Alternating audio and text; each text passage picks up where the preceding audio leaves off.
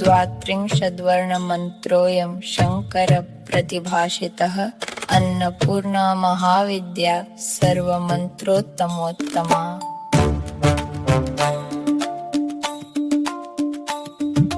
पूर्वमुत्तरमुच्चार्य सम्पुटीकरणमुत्तमं। स्तोत्रमन्त्रस्य ऋषिर्ब्रह्मा छन्दो त्रिष्टुबुधाहृतः। देवता अन्नपूर्णा च ह्रीं बीजमम्बिका स्मृता। स्वाहा शक्तिरिति ज्ञेयं भगवति कीलकं मतम्। धर्मार्थकाममोक्षेषु विनियोग उदाहृतः। ॐ ह्रीं भगवति माहेश्वरि अन्नपूर्णायै स्वाहा। सप्तार्णवमनुष्याणां जपमन्त्रः समाहितः। अन्नपूर्णे इमं मन्त्रं मनुसप्तदशाक्षरं। सर्वसम्पत्प्रदो नित्यं सर्वविश्वकरी तथा। भुवनेश्वरीति विख्याता सर्वाभीष्टं प्रयच्छति। हृल्लेखेयमिति ज्ञेयमोङ्काराक्षररूपिणी। कान्ति पुष्टिधना वरोग्य यशांसि लभते श्रियम्। अस्मिन् मन्त्रे रतो नित्यं वशयेदखिलं जगत्। अङ्गन्यासः ओमस्य श्री अन्नपूर्णामाला मन्त्रस्य ब्रह्मा ऋषये नमः शिरसि। ॐ अन्नपूर्णा देवतायै नमः हृदये। ॐ ह्रीं बीजाय नमः नाभौ। ॐ स्वाहा शक्तये नमः पादयोः। ॐ धर्मार्थकाममोक्षेषु विनियोगाय नमः सर्वाङ्गे करन्यासः। ॐ ह्रां अङ्गुष्ठाभ्यां नमः। ॐ ह्रीं तर्जनीभ्यां नमः। ॐ ह्रं मध्यमाभ्यां नमः। ॐ ह्रैं अनामिकाभ्यां नमः। ॐ ह्रीं कनिष्ठिकाभ्यां नमः। ॐ रः करतलकरपृष्ठाभ्यां नमः। हृदयादिन्यासः हृदयाय नमः। शिरसे स्वाहा इह शिखायै वषट्। कवचाय द्रौनेत्रत्रयाय वौषट्। अस्त्राय फट्। ध्यानं रक्तां विचित्रवसनां नवचन्द्रचूडां। अन्नप्रदाननिरतां स्तनभारणं राम्। नृत्यन्तमिन्दुसकलाभरणं विलोक्य हृष्टां भजे भगवतीं भवदुःखहन्त्रीं मालामत्र। ॐ ऐं ह्रीं श्रीं क्लीं नमो भगवति माहेश्वरि। अन्नपूर्णे ममाभिलषितमन्नं देहि स्वाहा। ॐ ऐं ह्रीं श्रीं क्लीं मन्दारकल्पहरिचन्दन पारिजात मध्ये शशाङ्कमणिमण्डितवेदि संस्थे। अर्धेन्दुमौलिसुलराट षडर्धनेत्रे भिक्षां प्रदेहि गिरिजे। सुधिताय मह्यं ह्रीं श्रीं ह्रीं ऐं ॐ ऐं ह्रीं श्रीं क्लीं केयूरहार कनकाङ्गदकर्णपूरे काञ्चीकलापमणिकान्तिलसद्दुकूले। दुग्धाबन्नपात्रवर काञ्चनदरविहस्ते भिक्षां प्रदेहि गिरिजे। शुधिताय मह्यम् ॐ क्लीं श्री ह्रीं ऐं ॐ ऐं ह्रीं श्रीं क्लीं आलीकदम्ब परिसेवित पार्श्वभागे शक्रादिभिर्मुकुलिताञ्जलिभिः पुरस्तास्प्रेरित। त्वदीय चरणौ शरणं प्रपद्ये भिक्षां प्रदेहि गिरिजे। शुधिताय मह्यम् ॐ क्लीं श्रीं ह्रीं ऐं ह्रीं श्रीं क्लीं गन्धर्वदेवर्षि नारद कौशिकात्रिव्यासा। अम्बरीश कलशोद्धव कश्यपाद्याः भक्त्या स्तुवन्ति निगमा गगवसूक्त मन्त्रैर्भिक्षा प्रदेहि गिरिजे। शुधिताय मह्यं क्लीं ॐ श्रीं ह्रीं ॐ ऐं ह्रीं श्रीं क्लीं लीलावचांसि तव देवीर्गादिवेदा शिष्ट्यादिकर्मर्चना भवदीय चेष्टा। त्वत्तेजसा जगदिदं प्रतिभाति नित्यं भिक्षां प्रदेहि गिरिजे। शुधिताय मह्यं क्लीं श्रीं ह्रीं ऐं ॐ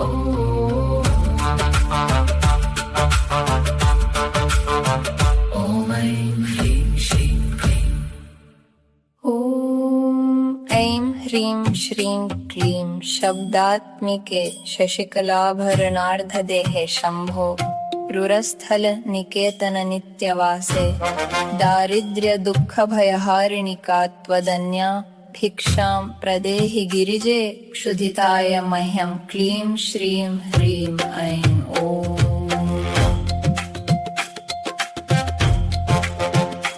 ॐ ऐं ह्रीं श्रीं क्लीं सन्ध्यात्रये सकलभूसुरसेव्यमाने स्वाहा स्वधासि पितृदेवगणार्तिहन्त्री जायासुताः परिजनातिथयोन्नकामाः भिक्षां प्रदेहि गिरिजे क्षुधिताय मह्यं क्लीं श्रीं ह्रीं ऐं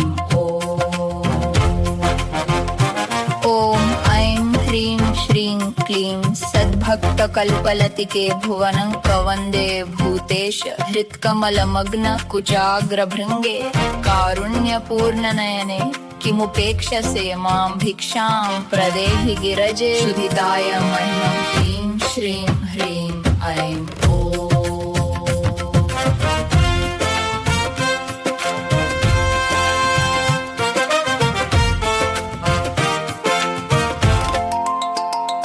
ॐ ऐं ह्रीं श्रीं क्लीं अम्ब त्वदीयचरणाम्बुजसंश्रयेण ब्रह्मादयो अप्यविकलां श्रियमाश्रयन्ते तस्मादहं तव नतोऽस्मि पदारविन्दे भिक्षां प्रदेहि गिरिजे क्षुधिताय मह्यं क्लीं श्रीं ह्रीं ऐं ॐ ऐं ह्रीं श्रीं क्लीं एकाग्रमूलनिलयस्य महेश्वरस्य प्राणेश्वरि प्रणतभक्तजनाय शीघ्रं कामाक्षि रक्षित जगत्त्रितयेऽन्नपूर्णे भिक्षां प्रदेहि गिरिजे क्षुधिताय मह्यं क्लीं श्रीं ह्रीं ऐं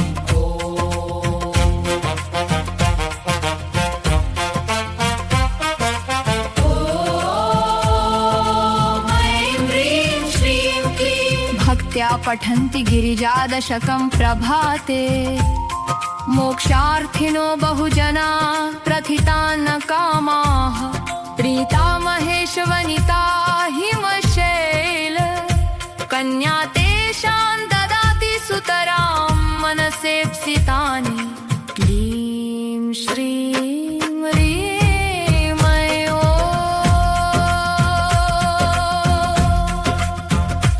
इति श्रीशङ्कराचार्य विरचितम् अन्नपूर्णा कवचम समाप्तम्. Imagine you have never heard this hymn before. Someone places a page of Sanskrit in front of you. The first line does not sound like a poem, it sounds like a lock being opened. Dvatrimshadvarnamantroyam Shankara Pratibhashita. This is a 32-letter mantra spoken by Shankara. Already 2 doors have opened. One is a goddess. The other is a claim about who first gave her words to the world. What follows is not the famous mealtime prayer many Indian households know. That other hymn begins with beauty and compassion. Nityanandakari, she who makes bliss constant. This text begins like a manual. It tells you the seer of the mantra, the meter, the seed syllable, where to touch your body, how to see the goddess, and only then how to ask her for food. It is called Shri Annapurna Kavacham, the armor of Annapurna. If you are coming to it for the first time, it helps to walk slowly.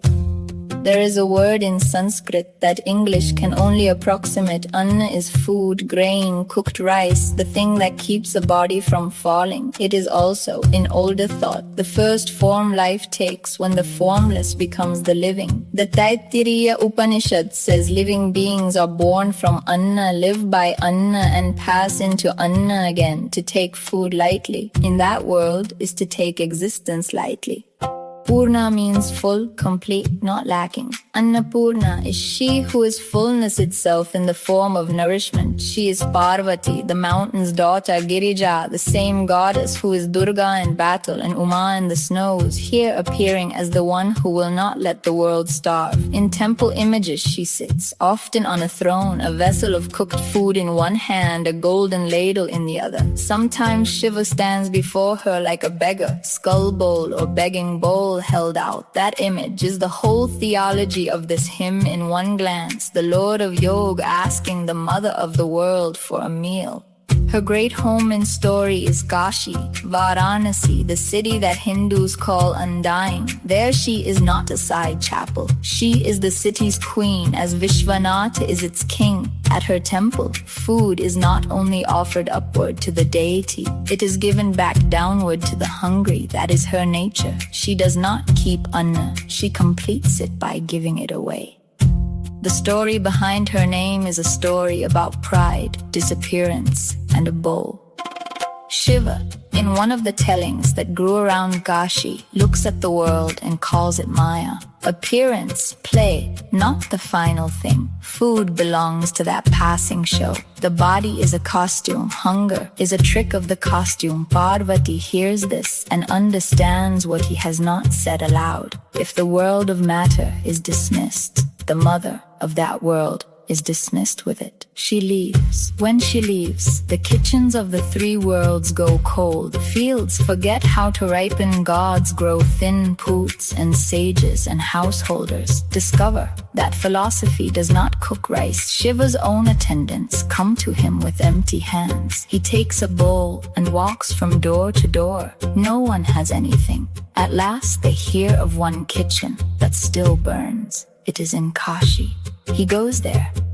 The woman serving food is his own wife, but not as he had last seen her. She is Annapurna, dressed, jeweled, slightly bent under the fullness of her own form, seated, feeding gods, humans, ancestors, guests, anyone who arrives. She feeds Ganesha and Skanda. She feeds the starving earth. Then she feeds Shiva. The teaching is almost blunt. Even if the Absolute has outgrown hunger, the bodies that love the Absolute have not food is not a low thing. It is how compassion becomes edible after that. Kashi keeps her as the one who guarantees that no one in the city of liberation should die of want. Shiva's begging becomes an icon, not humiliation, but the highest being consenting to receive. Every refrain in the Kavacham remembers that scene. The singer does not stand as a scholar. The singer stands as the hungry one in front of Girija. Diksham pradehi Girije, kshudhitaya mehim. Daughter of the mountain, give alms to me. I am hungry. Now, why Kavach? A stotra praises, an ashtak praises in 8 verses. A kavach is armor. In the tantric and pauranic liturgy of India, a kavach wraps the reciter in the deity's name, syllable by syllable, limb by limb. You do not only admire the goddess, you put her on. That is why this text, at first hearing, can feel technical. It is technical. It is meant to be. Before the beautiful verses come the coordinates of the mantra, the way a temple priest announces who the right belongs to before the lamps are lit. It says, this 32-letter mantra was uttered by Shankar. Annapurna is a Mahavidya, a great knowledge form of the goddess, the best among mantras. You recite the first half and the second half so that they close upon each other like the 2 shells of a box. That closing is called Samputikaran, the making of a sealed casket. The mantra is not left open, it is locked around you.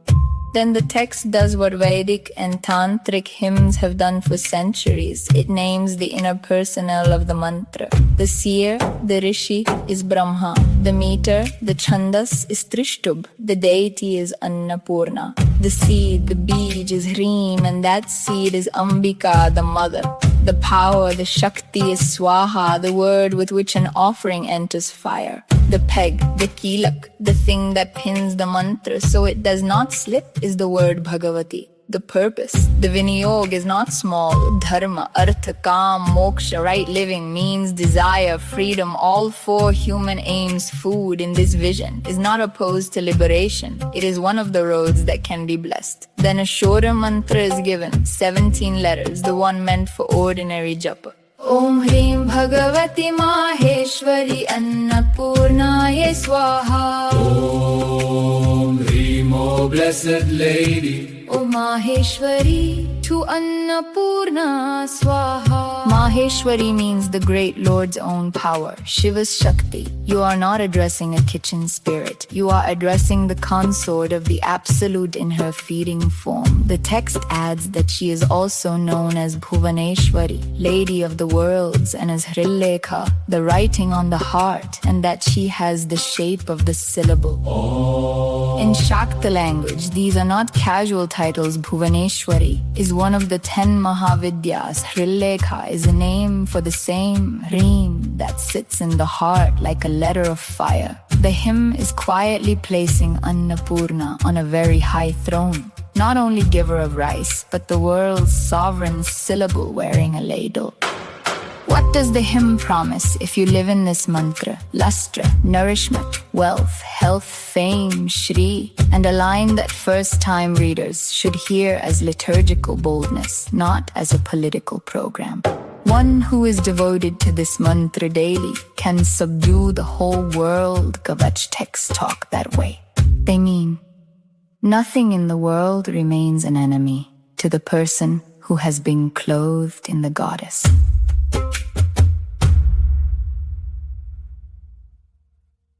After the theory comes the touching. Nyas means placing. You place the mantra on the body so the body itself becomes a temple. First, Anganyas, the limbs, Brahma, the seer, is bowed to at the head. Annapurna as deity is bowed to at the heart. The seed Reen is placed at the navel, which is right. The navel is where food becomes a person. Swaha, the Shakti, is placed at the feet where offering meets earth. The 4 aims of life are placed over the whole body. Then Karanyas, the hands, each finger receives a variation of the Reem family. Ram, Reem, Hrain, Reem, Hra. The hands that will later receive food, cook food, give food are first tuned like strings. Then Hridayadinyas, heart, head, the Shikha, the armor itself, the 3 eyes, the weapon word Fat. This is the old 6-fold protection. By the time you finish, you are supposed to be standing inside her name. Only then does the hymn allow you to see her. The dhyan, the meditation verse, is the first true painting in the text. She is red. Her clothes are many-colored. A new moon is her crest. She is busy giving food. She is slightly bowed by the weight of her breasts, an old Sanskrit way of saying that abundance has a body, that fullness is not abstract. She looks at Shiva, who is dancing, moon-ornamented, wearing every jewel, and she is glad. The singer says, I worship that blessed lady, the destroyer of the sorrow of becoming. Notice what the image refuses. She is not only a cook, she is a beautiful moon-marked world-saving goddess who happens to be occupied with the most ordinary mercy. She looks at the dancing Shiva and is happy. The hunger of the world has not made her grim generosity. Here is a kind of joy. Then the long central movement begins.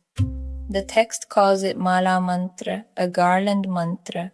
Each bead of the garland is a verse wrapped in the same seeds. Om, Ain, Reem, Shreem, Kleem, Kleem, Shreem, Reen, Ain, Om. Those 4 short sounds are a theology in themselves. Ain is the seed of speech and learning, Saraswati's syllable.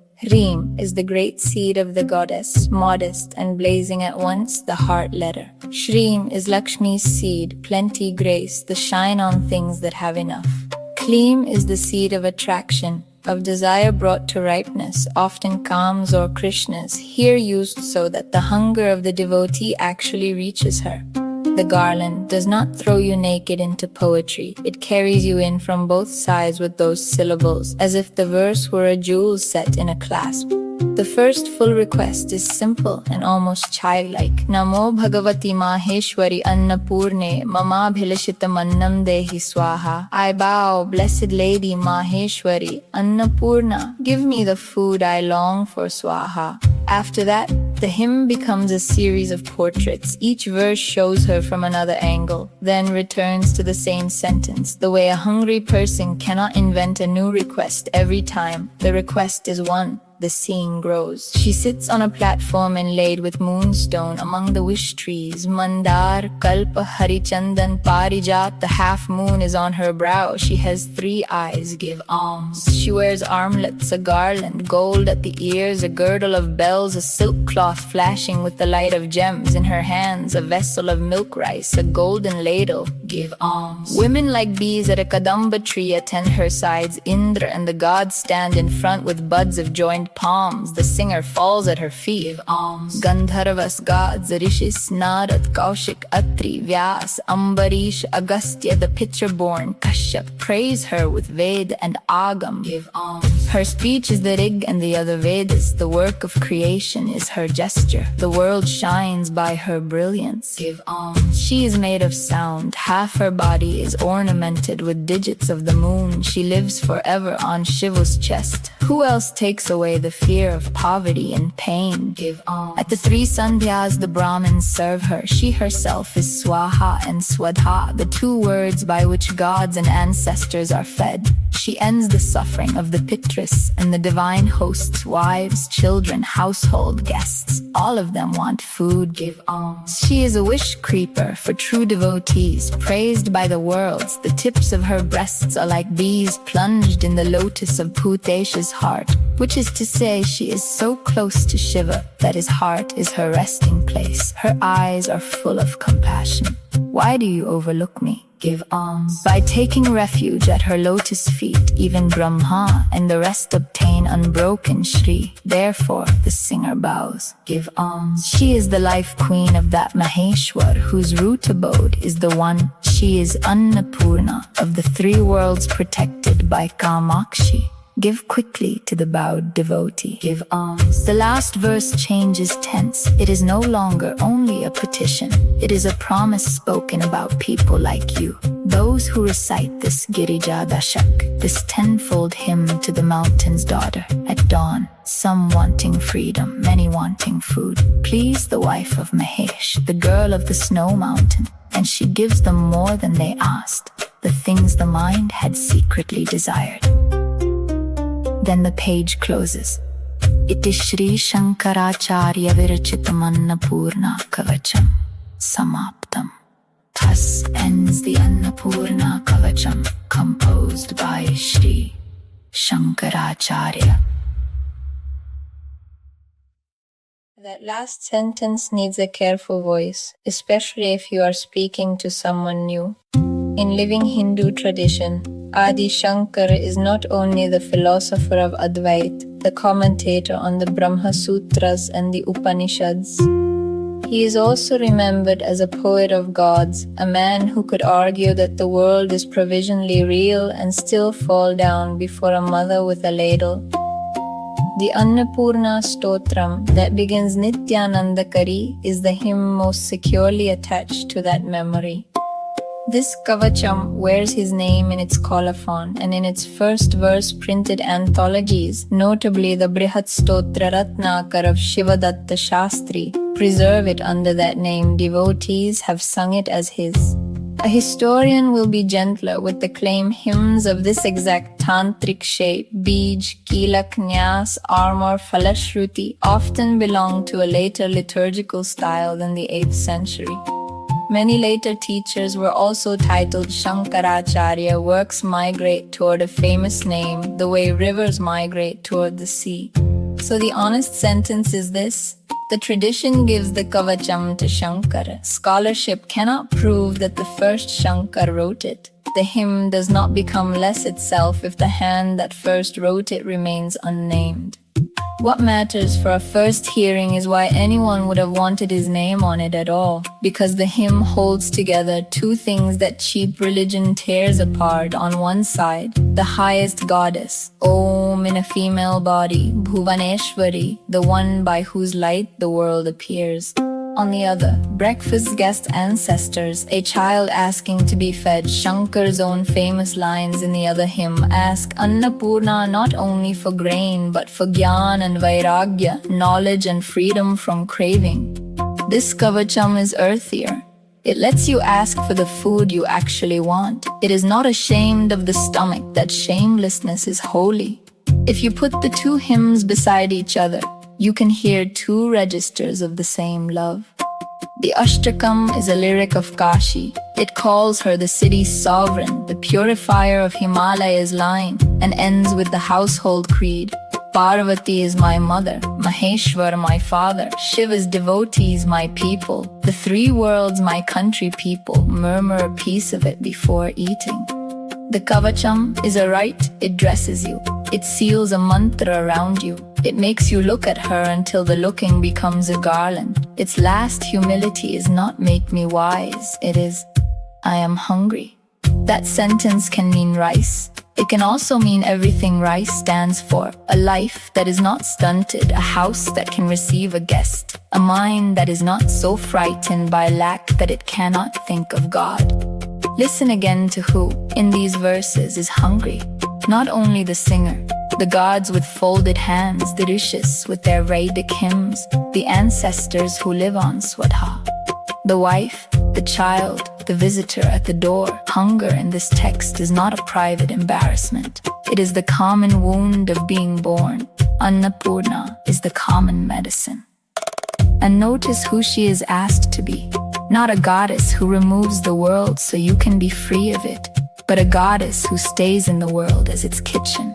She lives on Shiva's chest and still holds a ladle. She is half the moon and still worries. The hymn dares to say whether she has overlooked you. That one line, Kimupeksha se mam, why do you overlook me, is the most human moment in the whole armor. And then a child's complaint. The tradition is wise enough to keep both. What are you hearing if this is your first time? You are hearing a people refuse to separate the altar from the stove. You are hearing a myth in which God must learn to ask. You are hearing a liturgical technology that treats sound as clothing. You are hearing Bij syllables that try to carry speech, power, plenty, and longing in 4 strokes. You are hearing a devotee take Shiva's place with a bowl. You are hearing a mother who is also the universe agree in verse after verse to serve. If you sing it, you do not have to believe every promise in the Falashruti on the first day. Stand, if you can, inside the one request that does not age. The world is full of people who are hungry in ways that do not always show on the face. Some want rice, some want work, some want a blessing that feels like a full plate after a long walk. The hymn does not interrogate the hunger before it blesses it. It only asks you to face the right person with it. Daughter of the mountain, give alms. I am hungry. That is the door. The rest of the Kavacham is the house you enter once she opened it.